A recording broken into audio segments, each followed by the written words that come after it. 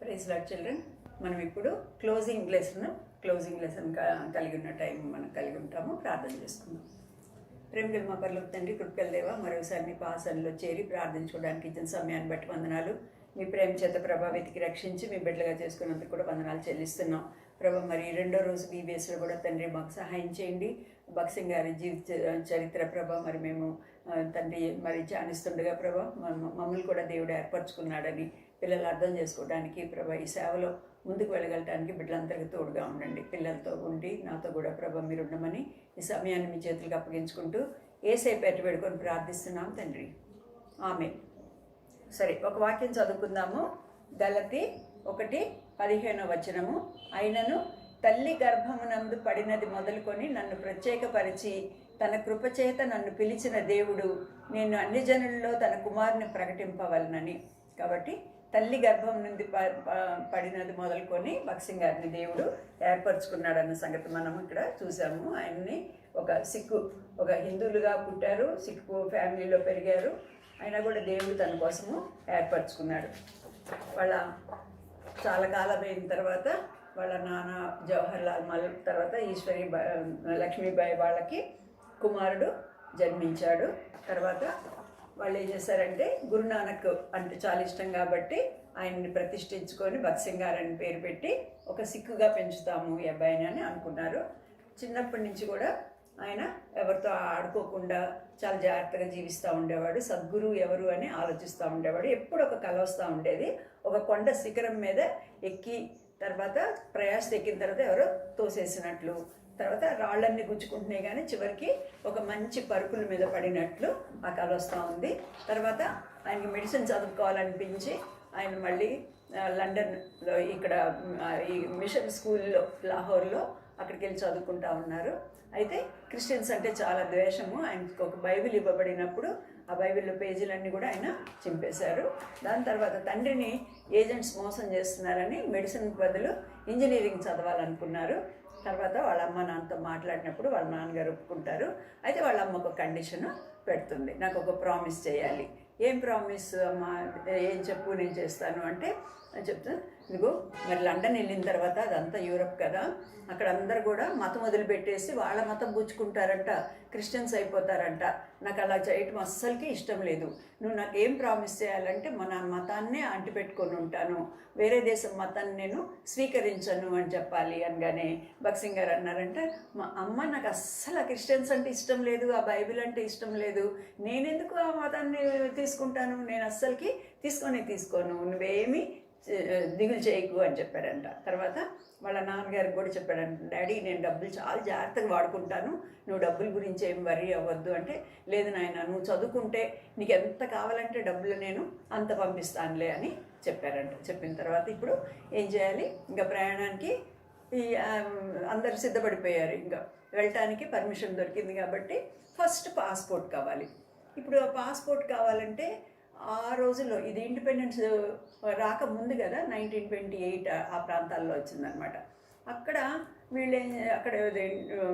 వాళ్ళ క్యాపిటల్ ఢిల్లీలో కాకుండా ఎవ్రీ సమ్మర్లో సిమ్లా ఉంది కదా, హిమాలయ మౌంటైన్స్ దగ్గర హిమాచల్ ప్రదేశ్ సిమ్లా అని ఉంటుంది కదా, అక్కడ సమ్మర్లో అక్కడ వాళ్ళు ఉండేవాళ్ళు అనమాట. ఈ బ్రిటిషర్స్ ఎండకు తట్టుకోలేక. సరే, ఆ సిమ్లాలో అక్కడ ఉన్నప్పుడు అక్కడికి వెళ్ళాలి, అక్కడికి వెళ్ళి అప్లై చేయాలి. సరే అని చెప్పేసి అక్కడికి బయలుదేరుతాడు. అయితే ట్రైన్లో పోతేనేమో 6 hours పడుతుందంట. అయితే ట్యాక్సీ తీసుకుంటే 2 hours వెళ్ళిపోవచ్చు. అందుకని ఏమనుకుంటాడంటే ప్రొద్దున్నే బయలుదేరి 2 hours ట్యాక్సీలోకి వెళ్ళిపోగలను కదా అనుకుంటాడు. కానీ ఒక్కడికే ట్యాక్సీ అంటే చాలా మనీ అవుతుంది కదా. అందుకని ఏం చేస్తారంటే ఎవరన్నా దొరికితే బాగుండు అని ఆ ట్యాక్సీ స్టాండ్లో వెయిట్ చేస్తూ ఉంటుంటే ఒక పెద్ద ఆయన వస్తారు, పెద్ద లావుగా ఉంటారు ఒక ఆయన. వాళ్ళ కుమారుడితో వచ్చి వాళ్ళు కూడా సిమ్లాకి వెళ్ళడానికి రెడీ అవుతూ ఉంటారు.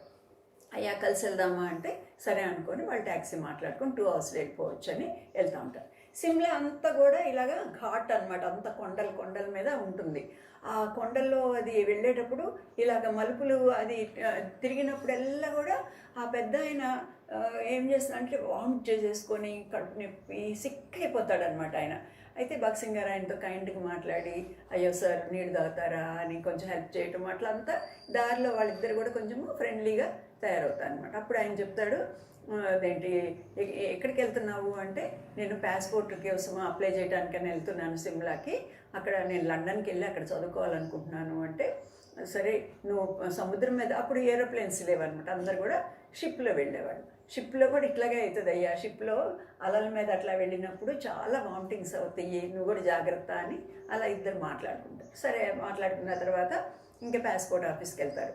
వెళ్ళిపోయిన తర్వాత బై చెప్పుకొని వెళ్ళిపోయిన తర్వాత ఆ పాస్పోర్ట్ ఆఫీస్లో అక్కడ వెళ్ళిన తర్వాత అక్కడ ఒక ఆఫీసర్ ఉంటారు. అక్కడ ఆఫీసర్ ఏం చేస్తారంటే, ఏం కావాలి అంటే పాస్పోర్ట్ కావాలంటే అప్లికేషన్ అవి తీసుకొని 1 month పడుతుంది అంటారు. అంటే 1 month ఎట్లా సార్, నేను వెళ్ళిపోవాలి, 1 weekలో వెళ్ళిపోవాలి, నాకు డేట్ అయిపోతుంది, అక్కడికి వెళ్ళి నేను అన్ని అరేంజ్మెంట్స్ చేసుకోవాలి, తర్వాత ప్రయాణం కూడా చాలా రోజులు పడుతుంది కదా, మరి ఎట్లాగా మీరు ఎట్లా హెల్ప్ చేస్తారా అంటే, ఎంత మ్యాక్సిమం హెల్ప్ చేస్తే కూడా మినిమం 2 weeks అయితే పడుతుంది. ఎందుకంటే పోలీస్ వెరిఫికేషన్ ఉంటుంది అనమాట. ఎవరన్నా పాస్పోర్ట్ కావాలంటే పోలీసు వాళ్ళు వచ్చి వీళ్ళు మంచోళ్ళ కాదా, ఎక్కడ ఉంటారు, ఇవన్నీ కూడా చూస్తారు. కాబట్టి మంచి సిఐడి ఆఫీసరు ఒక రిపోర్ట్ ఇస్తే కానీ నీకు ఇది మేము పంపించలేము, మినిమం 2 hours పడుతుంది అని చెప్తారనమాట. చెప్తే అరే ఎట్లాగా అని చెప్పేసి, మరి ఇక్కడ నేను ఏం చేయాలి, మళ్ళీ ఇంటికి వెళ్ళిపోవాలి, ఇంత దూరం నుంచి మళ్ళీ ఎట్లా వెళ్ళాలి అని చెప్పేసి మళ్ళీ రోడ్డు మీదకి వచ్చేస్తే, అక్కడ ఆయనతో పాటు ట్యాక్సీలో ప్రయాణం చేశారు కదా ఒక పెద్ద ఆయన కనపడ్డానంట. కనపడి ఏంటి అయిపోయిందా పని అంటే, లేదు సార్ నాకు అసలు దొరికేటట్లేదు, సిఐడి రిపోర్ట్ కావాలంట, సిఐడి ఎప్పుడు మా దగ్గరికి రావాలి, వాళ్ళు ఎప్పుడు రిపోర్ట్ ఇవ్వాలి, వెరిఫికేషన్ అవ్వాలి, తర్వాత వస్తుందంట, నేనమ్మ త్వరగా వెళ్ళాలనుకుంటున్నాను అంటే, ఆయన ఉన్నాడంట, ఓకే నేను ఐ విల్ హెల్ప్ యూ అని చెప్పేసి, ఎవరో తెలియని ఆ పెద్ద ఆయన అనమాట. ఆయన వచ్చేసి అక్కడ సిఐడి ఆఫీసర్ కనుక్కొని ఆ సిఐడి ఆఫీసర్తో మాట్లాడాడంట. ఐ నో దిస్ పర్సన్, నాకు తెలుసు ఈయన, మీరు ఇచ్చేసేయండి వెంటనే పోలీస్ వెరిఫికేషన్ సర్టిఫికేట్, ఎందుకంటే నేను విట్నెస్ కావాలంటే సైన్ చేస్తాను, ఐఎమ్ రిటైర్డ్ కలెక్టర్ అని చెప్పాడంట. పెద్ద ఆఫీసర్ అనమాట, ఐఏఎస్ ఆఫీసరు. ఆయన ప్రయాణం చేసినప్పుడు అవేం చెప్పలేదు, కానీ ఎప్పుడైతే అవసరమైందో ఆయన చెప్పాడంట. చెప్పినప్పుడు ఇంకా భగత్ సింగ్ గారు చాలా సంతోషపడ్డారంట. ఇంత పెద్ద కలెక్టర్ వచ్చి చెప్తుంటే వాళ్ళు ఏం చేశారంటే అప్పటికప్పుడు ఇచ్చేసారంట. అప్పుడు ఇంకా కంప్యూటర్ ప్రింటింగ్స్ ఏం లేవన్నమాట, చేత్తోనే రాసి ఇచ్చేవాళ్ళు. అలాగా పాస్పోర్ట్ తయారు చేసి ఇచ్చేవాళ్ళు. 1 month అనుకున్నారు, 2 weeks అనుకున్నారు, అలాంటిది కాస్త 1/2 hourలో సిమ్లాలో అక్కడ ఉండగానే పని అయిపోయింది. ఇంకా హ్యాపీగా వచ్చేసారంట. వచ్చిన తర్వాత ఇంకా ప్రయాణానికి అంతా సర్దుకొని ఇంకా షిప్లో అక్కడ బయలుదేరి చాలా కష్టపడి భగత్ సింగ్ గారు మొత్తానికి లండన్ చేరుకున్నారు. లండన్ చేరుకున్న తర్వాత అక్కడంతా కూడా డార్మెటరీ అట్లా హాస్టల్స్ అవి ఉంటాయి, అవన్నీ చూసుకున్న తర్వాత నేను కూర్చొని లెక్క రాసుకున్నారంట, నాకు ఎంత ఖర్చు అవుతుంది బుక్స్కి, దానికి దీనికి, అవన్నీ ఫుడ్కి, అకామిడేషన్కి, ఇవన్నీ రాసుకుంటే ఇండియన్ మనీలో 80 rupees అయ్యేది. ఆ రోజుల్లో 1 రూపీకి చాలా వాల్యూ ఉండేదన్నమాట. 80 rupees అవుతుంది అనుకొని ఇంకా అప్పటికే వేరే దేశం వాళ్ళు, లండన్ వాళ్ళు, వాళ్ళందరూ కూడా ఉన్నారనమాట. వాళ్ళు కూడా ఫ్రెండ్స్ అయ్యారు. వాళ్ళకి చెప్పాడంటే 80 rupees అవుతాయి, నేను మా డాడీ ఇస్తానన్నారు, 80 rupees పంపిస్తాడు మా డాడీ నాకు అని చెప్తుంటే వాళ్ళు అన్నారంట, 80 rupees నీకేం సరిపోవు, నువ్వు అనుకుంటున్నావు కానీ నువ్వు 300 rupees రాయి, you have to save money, నీకెందుకో తర్వాత నీకు అర్థమవుతుంది, ఇప్పుడు 80 rupees అంటే తర్వాత మళ్ళీ ఎక్కువ పంపరు, మొదటి నుంచే 300 తెప్పించుకో అన్నారంట. ఎందుకులో వీళ్ళు మరి సీనియర్స్ అడ్వైజ్ ఇస్తున్నారని చెప్పేసి భగత్ సింగ్ గారు కూడా ఏం చేశారంట, వాళ్ళ డాడీకి అన్ని దొంగ లెక్కలు రాసేవాళ్ళంట. దొంగ లెక్కలు రాసేసి నాకు దానికి అంత ఖర్చు అయింది, ఇంత ఖర్చు అయిందని చివరిలో సిన్సియర్గా బిల్లు 295 rupees 96 అయింది అని చెప్పేసి అలాగంతా కూడా లెక్కలు రాసి పంపిస్తే, వాళ్ళ నాన్నగారు ప్రామిస్ చేశారు కదా చదువుకొని ఆయన నీకు ఎంతన్నా ఇస్తానని, వాళ్ళ నాన్నగారు పంపిస్తూ ఉండేవాళ్ళు. అయితే 80 rupees ఖర్చు పెట్టుకొని మిగతా డబ్బులు ఉన్నాయి కదా అవన్నీ కూడా సేవ్ చేసుకుంటా 3 monthsలోనే చాలా ఎక్కువ అమౌంట్ 1600 దాకా ఆయన సేవ్ చేసుకుంటారు. సేవ్ చేసుకున్న తర్వాత ఇక 3 months అయిపోయిన తర్వాత చుట్టూ వాళ్ళందరినీ చూస్తున్నారు అనమాట. యూరోపియన్స్ చాలా స్టైలిష్గా ఉంటారు, ఒక హ్యాట్ పెట్టుకొని, పెద్ద లాంగ్ కోట్ వేసుకొని, నోట్లో సిగార్ కానీ ఏదన్నా అలా పెట్టుకొని సిగరెట్ తాక్కుంటా చాలా స్టైలిష్గా ఉంటారు అనమాట. వాళ్ళంతా చూసిన తర్వాత ఆయన వైపు చూసుకుంటాడు, నేనేమో గడ్డం పెట్టుకొని, తల మీదేమో టర్బన్ పెట్టుకొని ఇట్లా ఉన్నాను కదా, అయినా మా రిలీజన్ గురునానక్ అంటే నాకు చాలా ఇష్టము, నేను దాన్నే ఫాలో అవుతాను, కానీ జుట్టు పెంచుకోవడంలో, హెయిర్ గ్రో చేసుకోవడంలో దానిలో ఏమి మీనింగ్లెస్, అది జుట్టు కట్ చేసుకున్నంత మాత్రాన నేను గురునానక్ శిష్యుని కాకుండా పోతానా అనుకొని ఆయన థింక్ ఏం చేశానంటే, ముందు ఈ జుట్టు ఈ టర్బన్ మెల్లగా తీసేసేయాలని చెప్పేసి వాళ్ళ ఫ్రెండ్కి చెప్పాడంట. నాకు ఈ టర్బన్ తీసేసేయాలని ఉంది, నేను ఒక్కడనే ఇట్లా ఉన్నాను, అందుకని నువ్వేం చేస్తావంటే కొంచెం కొంచెం హెయిర్ కొంచెం కొంచెం అలాగ కట్ చేస్తూ ఉండు అలాగా నాకు అప్పుడు మెల్లగా ఒక రోజు నేను తీసేస్తాను, ఈ బియర్డ్ కూడా తీసేస్తాను అని చెప్పాడంట. సరే ఫ్రెండ్ అంత సెల్ఫ్ సర్వీసింగ్ అనమాట. బార్బర్ అంతా కూడా బయటకు వెళ్తే బార్బర్ దగ్గర చాలా డబ్బులు అవుతాయి అని ఒకరికొకరు ఫ్రెండ్స్ కట్ చేసుకుంటారు. సరే ఈ నా ఫ్రెండ్ నేను కట్ చేస్తాను అని చెప్పేసి ఆయన ఏం చేస్తాడంటే కట్ చేయడానికి పోయి ఒకవైపు పూర్తిగా తీసేస్తాడు, ఒకవైపు ఏమో గడ్డిని ఎంత ఉంది, ఒకవైపు ఏమో cut చేసేస్తాడనమాట.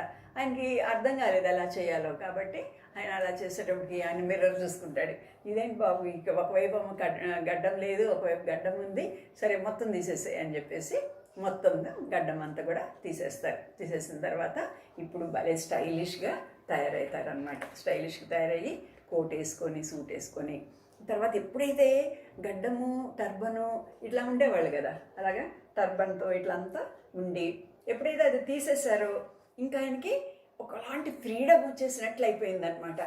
I'm no more Indian. ఇక్కడ నేను యూరోప్లో ఉన్నాను, లండన్లో ఉండి నేను ఇంకా ఇండియన్ లాగా ఉంటే ఎట్లాగా, ఇక్కడ అందరు కూడా ఎంత స్టైలిష్గా ఉన్నారు, నేను కూడా నేర్చుకోవాలి అని చెప్పేసి మెల్లమెల్లగా దాచిపెట్టుకున్నాడు కదా డబ్బులు మంచిగా, దాన్నంతటికి స్టైల్ కోసమని వాడుకోవటం మొదలేస్తాడు. మెల్లమెల్లగా వాళ్ళందరూ సిగరెట్లు తాగుతుంటే ఈయన ఏం సిగరెట్ తాగకుండా అలా ఉంటే బాగుండదని చెప్పేసి మెల్లగా సిగరెట్ తాగటం నేర్చుకుంటాడు. తర్వాత వాళ్ళందరూ ఈవినింగ్స్ డ్రింక్ చేస్తూ ఉంటారు. చూసారా, యూరోపియన్స్ బ్రిటిషర్స్ వాళ్ళు క్రిస్టియన్సే అయినప్పటికీ కూడా నిజమైన రీతిలో జీవించట్లేదు, ఇవన్నీ కూడా తప్పుడు పనులు చేయకూడదు, కానీ వాళ్ళు ఏం చేస్తున్నారంటే అలాంటివన్నీ కూడా చేస్తూ ఉన్నారు. మామూలుగా మిగతా వాళ్ళకి ఏం ఇంప్రెషన్ కలుగుతుందో, క్రిస్టియన్స్ అంటే తాగుతారు, క్రిస్టియన్స్ అంటే అల్లరిగా ఉంటారు, అలాంటి ఇంప్రెషన్ కలుగుతుంది. తర్వాత మన దేవుని నామానికి చాలా అవమానం వస్తుంది. కాబట్టి పిల్లలు బాగా గుర్తుపెట్టుకోండి, మనం దేవుని కొరకు జీవించాలంటే మన ద్వారా దేవుడు మహింపరచబడాలి, అంతేగాని క్రిస్టియన్స్ ఇలా ఉంటారు అన్న పేరు అసలు మనకు రాకూడదు, దేవుని కూడా మనం అట్లాగా అవమానం పరచకూడదు. సరే ఇలాగ స్టైలిష్గా తయారైన తర్వాత క్లబ్స్కి వెళ్ళటం కూడా నేర్చుకున్నారంట. క్లబ్స్కి వెళ్ళి అక్కడ ప్యాక్ ఆట ఆడటము అట్లా ఏమో ఉంటాయి కదా క్లబ్స్లో, తాగటము, తర్వాత డాన్సులు కూడా ఉంటాయంట. ఇంకా యూరోపియన్ స్టైల్లో కష్టపడి ఆ డాన్సులు నేర్చుకున్నాడంట. తర్వాత మనం ఇండియన్స్ అందరు కూడా చేత్తో మంచిగా అన్నం కలుపుకొని బాగా తింటూ ఉంటాం కదా, వాళ్ళందరూ కూడా స్పూన్స్తో లేకపోతే నైఫ్ ఫోర్క్ అవన్నీ పెట్టుకొని తింటూ ఉంటారు. ఈయన కూడా కష్టపడి అట్లా అలవాటు చేస్తున్నాడు. ఈ చేత్తో పట్టుకోవాలా, ఈ చేత్తో పట్టుకోవాలా, ఇట్లా పట్టుకోవాలా, ఎలా పట్టుకోవాలి, ఎలాగా స్టైల్ ఏంటి అని వాళ్ళని చూసి, ఇది చాలా కష్టం కదా, కొన్నిసార్లు ఇట్లా కోస్తూ ఉంటే ఆ దగ్గర వెళ్ళి వేరే వాళ్ళ ప్లేట్లలో కూడా పడుతూ ఉంటాయి. అట్లాగా అన్నీ అలవాటు చేసుకొని దీంతో పట్టుకోవడము, దీంతో తీసుకోవడము, తినటము, అట్లాగా యూరోపియన్ లాగే ఉండాలి నేను అని అట్లా అనుకుంటా ఉంటాడు. కొన్నిసార్లు యూరోపియన్స్ చూసినప్పుడు, ఈ లండన్ వాళ్ళని చూసినప్పుడు, అబ్బా నేను ఇండియన్ని, వాళ్ళకన్నా నేను తక్కువ వాడిని అని అనిపించేదంట. కొన్నిసార్లు ఇండియన్స్తో ఇంక వేరే వాళ్ళతో మాట్లాడేటప్పుడు, ఓ నేను ఇంత ఇంగ్లీష్ మాట్లాడుతున్నాను, నేను ఇంత చదువుకుంటున్నాను, నేను చాలా హై, వాళ్ళకన్నా కూడా నేను సుపీరియర్ అనిపించేదనమాట. అలాగా ఆయనకు కొన్నిసార్లు ఇన్ఫీరియర్గా, కొన్నిసార్లు సుపీరియర్గా ఆయనకి, అంటే నేను కొన్నిసార్లు గొప్పవాడినని, కొన్నిసార్లు తక్కువ వాడినని ఇంప్రెషన్స్తో ఆయన అలా ఉంటాడు. అయితే ఆయన అల్టిమేట్ గోల్ ఏంటంటే అగ్రికల్చరల్ ఇంజనీరింగ్ చదవాలని, ఎందుకంటే అక్కడ అంతా కూడా ఇరిగేషన్ అవన్నీ జరుగుతూ ఉన్నాయి కదా, వాళ్ళ డాడీకి హెల్ప్ చేయొచ్చని. ఇప్పుడు అక్కడికి వెళ్ళిన తర్వాత ముందు మెకానికల్ సీట్ దొరుకుతుంది అనమాట. ముందు మెకానికల్ ఇంజనీరింగ్ చదువుతూ ఉంటారు. చదివిన తర్వాత నెక్స్ట్ కోర్సు అది తీసుకుందాం, దానికి ఆఫ్ చేద్దామని ప్లాన్ చేసుకుంటూ ఉంటారు. సరే ఈ 2 years గడిచిపోయినాయి చదువులో. ఈ 2 yearsలో తను ఇండియన్ అని, లేకపోతే అక్కడ నేను అంత కష్టపడి ఇక్కడ నేను చదువుకోవటానికి వచ్చాను, మా అమ్మకు ప్రామిస్ చేశాను, ఇవన్నీ కూడా మర్చిపోయారు. అవన్నీ కూడా మెల్లమెల్లగా ఒక్కొక్కసారి ఏమవుతుందంటే ఒక్కొక్క బ్యాడ్ హ్యాబిట్ మనలో వచ్చే కొద్ది మంచి అన్నీ మెల్లమెల్లగా వెళ్ళిపోతూ ఉంటాయి. ఒక చిన్న బ్యాడ్ హ్యాబిట్ లోపలికి వస్తే చాలు, మనల్ని అది కంప్లీట్గా మనల్ని కంట్రోల్లో తీసుకొని మనల్ని పాడు చేసేస్తుంది అనమాట. ఈయనకు కూడా అలాగా అయిపోయిందంట. ఇప్పుడు ఎంత నిష్టగల గురునానక్ శిష్యుడిలాగా, ఆ సద్గురు ఎక్కడున్నావు, నాకు సద్గురు నాకు కనపడు అని ప్రేయర్ చేసుకొని అరిచిన ఆయన ఇప్పుడు ఎట్లా తయారాడంటే చాలా స్టైలిష్గా అట్లా అయ్యాడంట. ఒక 2 years అయిన తర్వాత ఏమేమి సాధించాను నేను ఇక్కడికి వచ్చి అని భగత్ సింగ్ గారు అనుకుంటే ఆయనకి అనిపించిందంట, thank you, I'm very sorry, excuse me, ఇలాంటి మాటలు మాట్లాడుతూనే నేను నేర్చుకున్నాను. తర్వాత స్టైల్గా ఉండటం నేర్చుకున్నాను. అమ్మోళ్ళని మోసం చేసి బాగా డబ్బులు తెచ్చుకోవటము నేను నేర్చుకున్నాను అన్న సంగతి ఆయనకి అర్థమైందంట. అర్థమైన తర్వాత ఇంకా ఆ లండన్లో ఉండగా ఈ 3 months హాలిడేస్ వచ్చినాయి అంట వాళ్ళకి. స్ప్రింగ్ అని, ఈ ఫాల్ అని, అలాగా మధ్య మధ్యలో వెకేషన్ ఉంటుందన్నమాట. బాగా వింటర్ ఉన్నప్పుడు కానీ అట్లా 3 months గ్యాప్ వస్తే చాలామంది ప్లాన్ చేసుకుంటున్నారంటే ఈ 3 monthsలో ఏం చేద్దాము అంటే కొందరు ప్యారిస్కి వెళ్దాము, యూరోప్ అంతా కూడా ట్రిప్కి వెళ్దాము, ఆ సైట్ సీయింగ్ పోదాము, అట్లా అంతగా అనుకుంటా ఉన్నారంట. ఈయన కూడా ఎక్కడికి వెళ్ళాలా, 3 months ఫ్రెండ్స్ అందరు కూడా హాస్టల్ ఖాళీ చేస్తారు కదా, ఇప్పుడు నేను ఎక్కడికి వెళ్ళాలా అని ఆయన థింక్ చేసుకుంటూ ఉన్నారనమాట. థింక్ చేస్తూ ఉంటున్నప్పుడు ఓ రోజు కాలేజ్కి వచ్చి నోటీస్ బోర్డు అలా చదువుతూ ఉన్నప్పుడు ఆ నోటీస్ బోర్డులో ఒకటి కనపడిందంట. Why don't you spend your holidays in Canada అని ఉందంట. దాని మీద కెనడాలో ఎందుకు నీ హాలిడేస్ నువ్వు స్పెండ్ చేయకూడదు అని ఉందంట. ఏంటిది కెనడా అంటున్నారు, చదువుదాం ఏంటో అని ఆ బోర్డు మీద పెట్టి నోటీస్ బోర్డు మీద ఆ నోటీస్ అంతా కూడా చదివితే దానిలో ఏమని ఉందంటే అక్కడ కొంతమంది స్టూడెంట్స్ కలిసి ఒక గ్రూప్గా ఫామ్ అయిపోయి వాళ్ళందరూ కూడా కలిసి కెనడాకి వెళ్తున్నారు. ఇక్కడ ఎందుకంటే అది కోతల టైం అనమాట, పంటలన్నీ కూడా ఈ హార్వెస్టింగ్ టైం. ఆ హార్వెస్టింగ్కి వాళ్ళకి చాలామంది కూలీలాగా కావాలి, వర్కర్స్ కావాలన్నమాట, లేబరర్స్. ఆ లేబరర్స్కి స్టూడెంట్స్ ఏం చేస్తారంటే ఫారిన్ కంట్రీస్లో పనిచేయడం ఏం తప్పు కాదు, ఏం నామోషి కాదు. ఇక్కడ మనం చిన్న పని ఏదైనా చేయాలంటే నేను 10th చదివాను, నేను అలాంటి పని చేయాలా, నేను డిగ్రీ చదివాను, ఈ పని చేయాలా అని మనం ఫీల్ అవుతాం. కానీ వాళ్ళు అసలు చాలా ఎలాంటి పని కూడా అనమాట, పెద్ద పెద్ద వాళ్ళు కూడా వాళ్ళ పనులు వాళ్ళే చేసుకుంటారు. తర్వాత ఇంకా 12 years నుంచి మమ్మీ డాడీ మీద డిపెండ్ అవ్వరు. వాళ్ళ ఎర్నింగ్ వాళ్ళు కష్టపడి ఈవినింగ్స్ వేరే వాళ్ళ ఇల్లు లాన్ మోవింగ్ చేస్తూ ఉంటారు, లేకపోతేనేమో బేబీ సిట్టింగ్ చేస్తారు గర్ల్స్ అయితే, అలాగే సిక్ విజిటింగ్, సిక్ కేరింగ్ అంతా చేసి డబ్బులు సంపాదించుకొని దాంతో చదువుకుంటారు అనమాట. మంచి హ్యాబిట్స్ ఉంటాయి వాళ్ళకి ఆ విషయంలో. కాబట్టి వాళ్ళందరూ కూడా అక్కడ లేబరర్స్ లాగా కెనడా వెళ్ళిపోయి అక్కడంతా కూడా హార్వెస్టింగ్లో హెల్ప్ చేస్తున్నారంట. అప్పుడు కొంచెం డబ్బులు కూడా వస్తాయి నెక్స్ట్ అని చెప్పేసి అందరూ బయలుదేరుతూ ఉంటే ఈయన అంటున్నాడంట కెనడాకి వెళ్తే చాలా మంచిది, అక్కడ ఇంకా ఏదైనా మంచి మంచి యూనివర్సిటీస్ ఉంటే, నేను ఎలాగో అగ్రికల్చర్ ఇది ఇంజనీరింగ్ చేయాలనుకుంటున్నాను కదా, I can continue my studies over there అనుకొని ఏం చేశాడంటే వెంటనే అక్కడ ఎవరో ఇన్ఛార్జ్ ఉంటే వాళ్ళకి వెళ్ళి పేరు ఇచ్చాడంట. పేరు ఇచ్చిన తర్వాత అక్కడ వాళ్ళు పేరు తీసుకున్న తర్వాత చివరికి మళ్ళీ ఆ పాస్పోర్ట్లు, వీసాలు అవన్నీ కూడా ఇచ్చి పేపర్ వర్క్ అంతా పూర్తయిన తర్వాత టికెట్ కూడా పే చేసిన తర్వాత ఆ టికెట్ ఇస్తా ఆ ఇన్ఛార్జ్ ఆయన ఒక మాట చెప్పాడంట, ఇదిగో చూడు సింగ్, మిస్టర్ సింగ్, నువ్వు ఇండియా నుంచి వచ్చావు కదా, ఇప్పుడు ఇక్కడ యూరోప్లో లండన్లో మీకు ఇండియాకి కొంచెం సంబంధాలు ఉన్నాయి, బ్రిటిషర్స్ మిమ్మల్ని రూల్ చేస్తున్నారు కాబట్టి మీరెవరో తెలుసు, కాబట్టి మిమ్మల్ని ఇక్కడ అందరు కూడా నమ్ముతారు, తర్వాత మీకు రూమ్స్ ఇస్తున్నారు, అవన్నీ మీరు కూడా హాస్టల్స్లో ఉంటున్నారు. కానీ గుర్తుపెట్టుకో కెనడా అలా కాదు, కెనడాలో కొంచెము ఈ ఈస్ట్ సైడ్లో ఉండేవాళ్ళు ఏషియన్స్ అంటే ఇష్టపడరు, మీది ఇండియా ఏషియాలో ఉంది కదా ఇష్టపడరు, మరి గుర్తుపెట్టుకో, మరి నిన్నంత మంచిగా చూడరేమో లండన్లో చూసినంత అంటాడు. అంటే ఈయన అంటాడు చూడకపోయినా పర్వాలేదు లేండి, వాళ్ళు ఏంటి నన్ను చూసేది, నేను వెళ్తుంది డబ్బులు సంపాదించుకోవడానికి, తర్వాత కెనడా కూడా ఒకసారి నేను చూడొచ్చు అంటాడు. అన్న తర్వాత ఆయన అంటారు ఒకవేళ హోటల్లో రూమ్స్ కూడా ఏషియన్స్ ఆర్ నాట్ అలౌడ్ అని బోర్డులు పెడతారు మరి కొన్నిసార్లు, నువ్వు అక్కడికి వెళ్ళిన తర్వాత దానికి ఫీల్ అవ్వకూడదు మళ్ళీ అంటాడు. అంటే సరే ఫీల్ అవ్వనులేండి, పర్వాలేదు, వెళ్తే చాలనుకొని ఆయన అంతా కూడా అక్కడికి బయలుదేరి వెళ్దామని తీసుకుంటాడనమాట. అయితే ఇక్కడ ఇక్కడే ఉంటున్నప్పుడు లండన్లో ఉంటున్నప్పుడు ఆయన ఏం చేశారంటే మిస్ కెంప్ అని ఒక కైండ్ లేడీ ఉండేవాళ్ళు, ఆ ఇంట్లో ఆయన కిరాయికుడు, పేయింగ్ గెస్ట్ అంటారు కదా, వాళ్ళ ఇంట్లో మేడ మీద ఒక రూమ్ ఇస్తారు అనమాట. అమెరికన్స్ అందరు కూడా అలాగే చాలామందిని హోస్ట్ చేస్తారు. హోస్ట్ చేయటం అంటే వాళ్ళ ఇంట్లో పెట్టుకుంటారనమాట. సరే వాళ్ళ ఇంట్లో ఉండేవాళ్ళు. ఇంట్లో తర్వాత భక్సింగ్ గారు మేడ మీద రూమ్లో ఉండేవాళ్ళు. ఈయన ఏం చేసేవాడంటే ఇప్పుడు యూరోపియన్ స్టైల్లో ఉన్నాడు కదా ఆయన, లండన్ ఆయన లాగా, ఇప్పుడు అందుకని ఏం చేసేవాడంటే ఆ టెన్నిస్ ఆడటానికి అలాగా సండేస్ హాలిడే ఉంటుంది కదా, మార్నింగ్ వెళ్ళిపోయి మధ్యాహ్నం లంచ్ టైంకి అలా వస్తూ ఉండేవాళ్ళండి. వస్తూ ఉంటుంటే ఒకరోజు మొదట్లోనే వస్తూ ఉన్నప్పుడు ఇంట్లోంచి మంచిగా మ్యూజిక్ వినిపిస్తుంది అనమాట. ఏంట్రా అని తలుపులు వాళ్ళ లోపలికి వచ్చినప్పుడు చూస్తే అక్కడ ఈ మిస్ కెంప్ అనమాట, ఒక ఓల్డ్ లేడీ, ఆవిడొక్కళ్ళే ఉంటారు. పియానో మీద మంచి ఈ క్రిస్మస్ సాంగ్స్ లాంటివి, లేకపోతేనేమో ఈ కోరస్లు, హిమ్స్ అవి పాడుతూ ఉంటారు, వాయిస్తూ ఉంటారు అనమాట. పాడుతూ ఉంటుంటే ఈయనకి అసలు ఏం అర్థం కాదు. క్రిస్టియన్ సాంగ్ అంటే కూడా ఏం ఐడియా లేదు కాబట్టి మంచి మంచి పాటలు అయినా కూడా ఆయనకి ఏం అర్థం కాలేదు. కానీ ఆవిడ చక్కగా వేస్తూ పాడుతూ ఉంటుంటే ఈయనకి సంతోషం కలిగింది. అయితే అక్కడికి వెళ్ళి తలుపు దగ్గర నిలబడగానే ఆమె చూసి oh mister Singh come on in, come and sit అని ఆమె తీసుకెళ్ళి లోపలికి కూర్చోపెట్టిన తర్వాత ఆయనకి హాట్ కోక్ అలా ఇచ్చి తర్వాత మాట్లాడి, do you like this music అని అడుగుతుంది.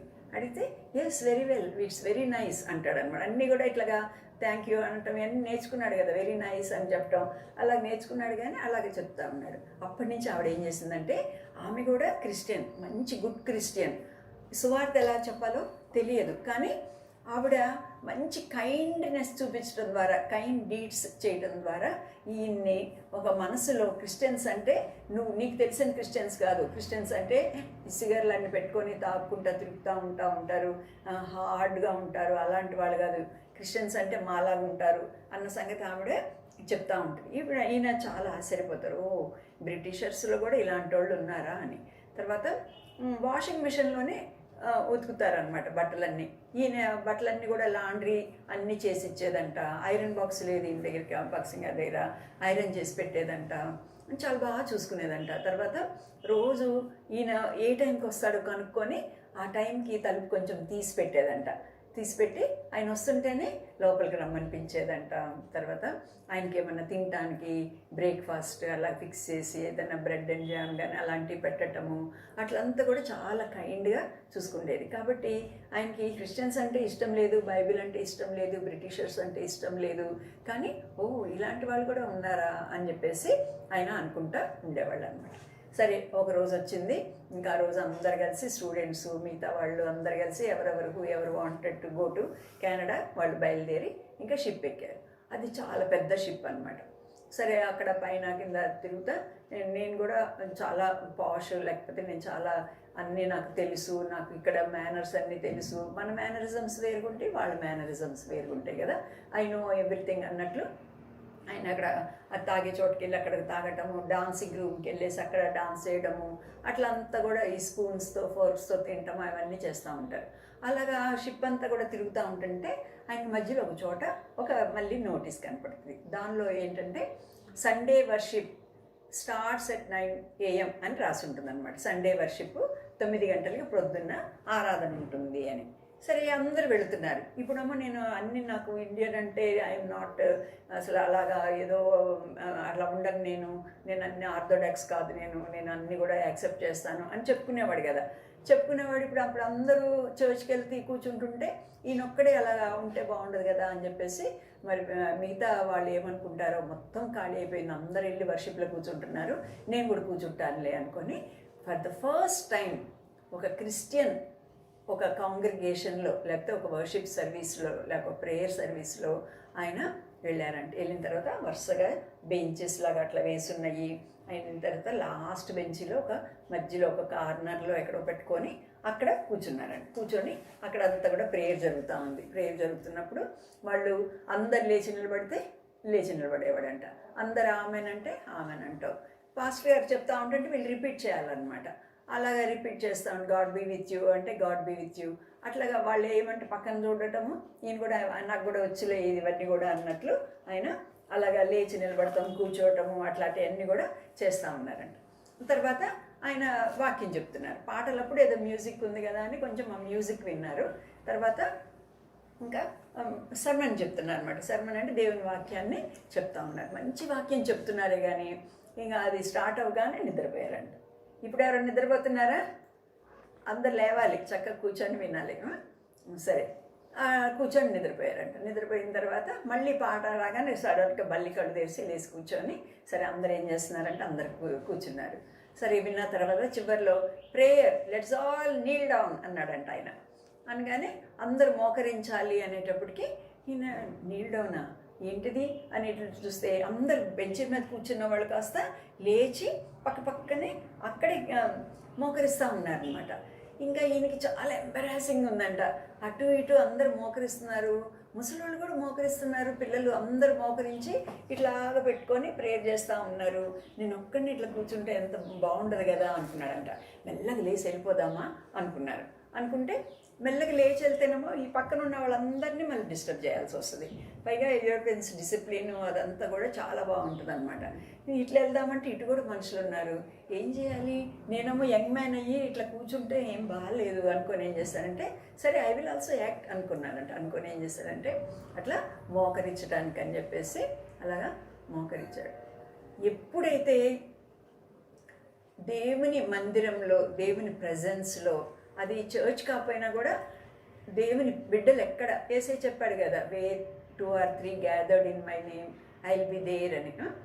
2-3 నా నామమున ప్రార్థన చేస్తే నేను అక్కడ ఉంటా అన్నారు కదా. దేవుని ప్రజెన్స్ ఉందన్నమాట అక్కడ.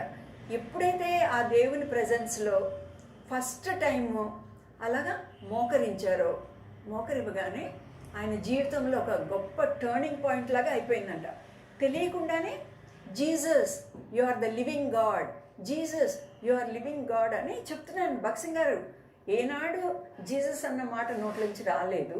అసలు అటువైపు చూడటం కూడా ఇష్టం లేదు, టచ్ చేయడం కూడా, వాళ్ళతో మాట్లాడటం కూడా ఇష్టం లేదు. అలాంటి టైంకి వితౌట్ హిస్ నాలెడ్జ్ అనమాట, ఆయనకి తెలియకుండానే Jesus you are the true God, you are the living God అని మాటికి అంటున్నాడంట. భక్సింగ్ గారికి ఆశ్చర్యం వేసిందంట. ఏంటి, వాట్ ఐమ్ ఐ టెల్లింగ్, నేనేంటి ఇట్లా అయిపోయాను అని. తర్వాత ఎప్పుడైతే మోకరించి Jesus you are the living God, true God అని అంటున్నారో, ఒక విధమైన పీస్, ఆ పీస్, ఒక సమాధానం అనమాట, శాంతి సమాధానము ఆ హృదయంలోకి వచ్చేసినాయి అంట. ఇంకా యేసుప్రభు ఏం చేశాడో కూడా ఏం తెలియదు ఆయనకి, బైబిల్ అంతా తెలియదు, యేసుప్రభుని గురించి ఏం వాక్యాలు కూడా తెలియదు.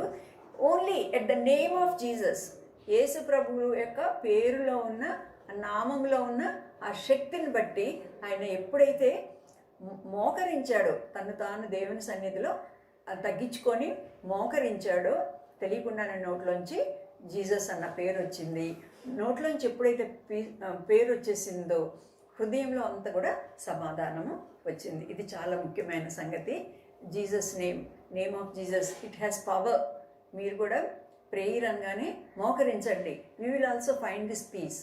కూర్చొని, లేకపోతే చిన్నపిల్లలు ఇంకా అట్లాగా కాళ్ళు చాపుకొని అట్లంతా ఉండకూడదు. చిన్నప్పటి నుంచి, మాకు కూడా చిన్నప్పటి నుంచి ప్రేయర్ అనగానే అంతగా అంకుల్ కూడా చెప్తారు కదా, VBSలో 1 2 3 అనగానే Neel down, fold your hands, close your eyes అని. అది మన హృదయాన్ని తగ్గించుకోవడం చూపిస్తుంది అనమాట. బాగా నేర్చుకోండి. ఇది కానీ చిన్నప్పటి నుంచే మీరు ప్రేయర్ అనగానే, అది మేబీ ఇట్స్ 1 minute ప్రేయర్, దానికి కూడా మోకరించటం అలవాటు చేసుకున్నట్లయితే, మేము అలాగే అలవాటు చేసుకుంటే ఆ అలవాటు మీకు చాలా మీ జీవితంలోనే మంచి మార్పుని తీసుకొని వస్తుంది. కాబట్టి ఎప్పుడైతే ఆయన ప్రేయర్ చేశారో అట్లాగా అయిపోయిందనమాట. అయిన తర్వాత ఇంకా ఆయనకి తెలియని హ్యాపీనెస్ కూడా వచ్చిందంట. అప్పుడు అనుకున్నారంట, మా ఇంట్లో ఎప్పుడు పూజలు, వ్రతాలు ఏమేమో జరుగుతూ ఉంటాయి.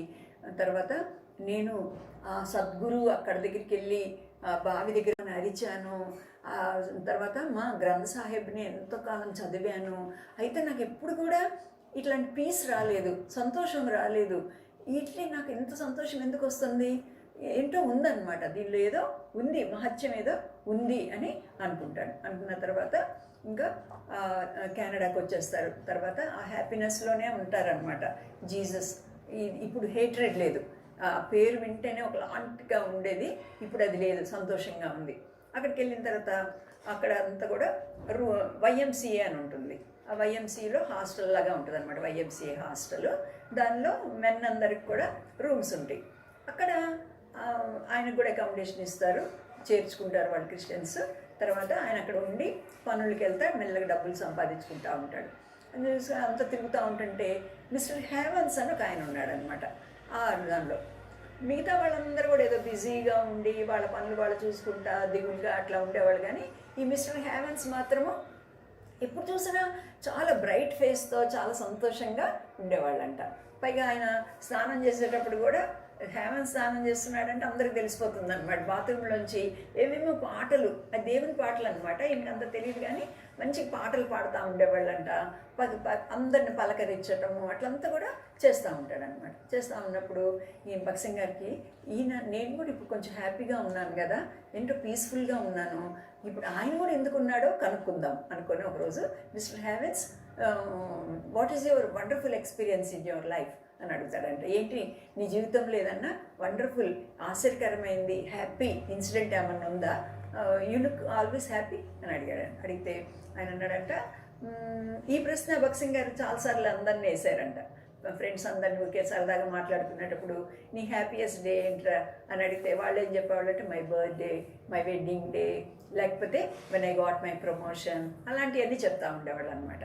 అయితే ఈయన ఏం చెప్పాడంటే, when I received Jesus Christ into my heart, that is the happiest day in my life, that's why I am happy forever అని చెప్పాడంట.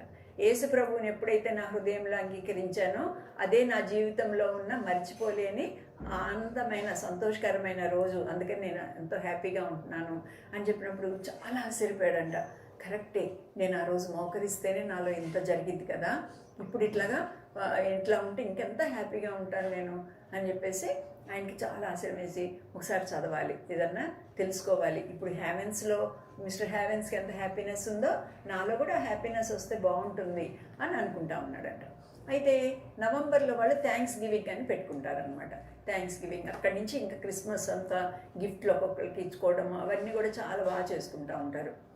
సరే, అలాంటి రోజు వచ్చినప్పుడు అందరూ ఒకరికొకరు గిఫ్ట్స్ ఎక్స్చేంజ్ చేసుకుంటూ ఉంటారనమాట. ఒకరోజు ఆ మిస్టర్ హ్యావెన్స్ అని వచ్చి, ఇదిగో చూడు థ్యాంక్స్ గివింగ్ డే వచ్చింది కదా, మేము గిఫ్ట్లు ఇద్దాం అనుకుంటున్నాము, అందరికి ఇస్తాము అంటే, నాకేమొద్దు గిఫ్ట్ అంటాడు. ఎందుకంటే మీరు నాకు గిఫ్ట్ ఇచ్చారనుకోండి, మళ్ళీ నేను కూడా మీకు గిఫ్ట్ ఇవ్వాలి కదా, నా దగ్గర అంత గిఫ్ట్ ఇవ్వడానికి ఏం లేదు అంటే, ఆయన అన్నాడంట, నువ్వు ఏం కావాలో అడుగు అంటే ముందు ఒక న్యూ టెస్టిమెంట్ ఆయనకి ఇస్తాడనమాట. న్యూ టెస్టిమెంట్ ఇచ్చిన తర్వాత ఆ న్యూ టెస్టిమెంట్ భక్సింగ్ గారు చదవటం మొదలేస్తాడు. నాకు ఒక బైబిల్ ఇస్తారా అని చెప్పేసి ఇచ్చిన తర్వాత ఆ బైబిల్ చదవాలని చాలా ఆశ కలిగింది. ఆ నైట్ ఆ బైబిల్ వచ్చింది, ఇంకా చదవటం స్టార్ట్ చేశారు. డిసెంబర్ నెల అనమాట అది. అట్లాగా చదువుతూ ఉన్నప్పుడు ఆ రోజు బాగా స్నో పడుతుంది. స్నో పడుతూ ఉంటుంటే స్నో పడ్డ రోజు ఎక్కడ బయటకు వెళ్తానికి ఉండదు అనమాట. కాబట్టి వాళ్ళు అక్కడ మోకరించి ఆయన రూమ్లో ఉండే ఆ బైబిల్ చదువుకుంటా ఉన్నారంట. మాథ్యూ గాస్పెల్ నుంచి స్టార్ట్ చేశారు, చిన్న న్యూ టెస్టిమెంట్ అనమాట. ఆ మాథ్యూ గాస్పెల్ నుంచి స్టార్ట్ చేసినప్పుడు అది చదువుతూ ఉంటుంటే ఆయనకి ఆ మ్యాచ్ అయిపోయింది. చాలా ఇంట్రెస్ట్, అసలు కదలబుద్ధి కావట్లేదనమాట. అంతలాగా అన్డివైడెడ్ అటెన్షన్తో ఇంకా ఏముంది అన్నట్లు అది చదువుతూ ఉంటున్నప్పుడు సడన్గా ఆయన జాన్కి వచ్చిన తర్వాత జాన్ 3:7 చదువుతూ ఉంటుంటే verily I say unto you అన్న మాట దగ్గర ఆగిపోయాడంట. Verily I say unto you అంటే నీతో నిశ్చయంగా చెప్పుచున్నాను. నికోడెమస్ స్టోరీ ఉంటుంది కదా, దానిలో నిశ్చయంగా నీతో చెప్పుచున్నాను అంటే ఆయనకి దేవుడు verily I say unto you అని ఈయన్ని చూపించేసినట్లే అనిపిస్తుందంట. ఏం చెప్తున్నాడు అని అది చూసినప్పుడు అందరు పాపం చేశారు, ఆ పాప రోగం ఉంది, తిరిగి జన్మించాలి, మారాలి, మనిషి మారాలి, మారు మనసు పొందాలి, you should be born again. కాబట్టి భక్సింగ్ గారికి ఆ వచనం అంటే చాలా ఇష్టం. ఎప్పుడు ఆ బోర్న్ అగైన్ ఎక్స్పీరియన్స్ గురించే చెప్తూ ఉంటారు. కాబట్టి ఆ మాట ఆకర్షించిందంట. ఇంకా అలాగే అట్లా కూర్చొని ఆ 3 days చదివాడనమాట. ఆ మాట దగ్గర ఆగిపోయి ఆలోచిస్తున్నప్పుడు నేను మారాలా, ఎలా ఉన్నాను నేను అన్నప్పుడు చిన్నప్పటి నుంచి కనిపించిన తర్వాత ఆయన నా హృదయంలో ఎంత హేట్రెడ్ ఉంది కదా, క్రిస్టియన్స్ అంటే, ఈ బ్రిటిషర్స్ అంటే నేను ఎంత అసహించుకుంటాను. మా దేశాన్ని మీదకి వచ్చి మా దేశాన్ని పరిపాలిస్తున్నారు వీళ్ళు. తర్వాత అట్లా అంతా కూడా నేను అనుకున్నాను. స్కూల్లో ఒక్కసారి క్రిస్టియన్స్ హాస్టల్ దగ్గరికి కూడా నేను వెళ్ళలేదు అని తర్వాత నేను ఇన్ని అబద్ధాలు ఆడుతున్నాను. ఇక్కడికి వచ్చి 80 rupees ఖర్చు అయితే మా నాన్నకి ఫస్ట్ డే నుంచే నేను 300 తెప్పించుకున్నాను. తర్వాత స్మోకింగ్కి అలవాటు పడ్డాను, తర్వాత తాగటానికి అలవాటు పడ్డాను, డ్రింకింగ్కి, తర్వాత ప్లేయింగ్ కార్డ్స్, గేమ్స్, ఈ గ్యాంబ్లింగ్ ఇవన్నీ కూడా నాలో వచ్చినాయి నిజంగా అనుకున్నప్పుడు ఆయనకి భగత్ సింగ్ గారికి ఆయన రూపము కనిపిస్తుందంట. ఎలా కనిపిస్తూ ఉంది? ఒంటి నిండుగా మచ్చలతో ఉన్నట్లు కనిపిస్తుంది అనమాట. బ్లాక్ స్పాట్స్ ఉన్నాయి, చాలా అసహ్యంగా ఉన్నాయి అన్నమాట అవన్నీ కూడా. కాబట్టి అవన్నీ చూసి ఈయన చాలా ఆశ్చర్యపోతున్నాడు. నా బాడీ అయినా నేను ఇంత తెల్లగా మంచిగా ఉన్నాను అనుకుంటున్నాను, కానీ ఇంకా నా నిజస్థితి ఇది. ఓహో, ఇవన్నీ పాపం వలన కలిగిన మచ్చలు అని అర్థం చేసుకున్నాడంట. అందుకని యెషయా గ్రంథంలో ఏముందంటే, పైనుంచి నడినెత్తి నుంచి అరికాలు వరకు కూడా అన్ని దెబ్బలు, గాయాలు, పచ్చిపుండ్లు. మనకేం దెబ్బలు ఉన్నాయని మనం అనుకుంటున్నాం, కానీ దేవుడు చూసినప్పుడు పాపం అనే రోగము ఉంది. దేవుని దృష్టిలో మనం క్లీన్గా ఉన్నామనుకుంటే కూడా దేవుడు చూసినప్పుడు ఈ మచ్చలన్నీ కనిపిస్తున్నాయి. కాబట్టి భగత్ సింగ్ గారికి మొట్టమొదట తను ఎంత పాపియో అర్థమైంది.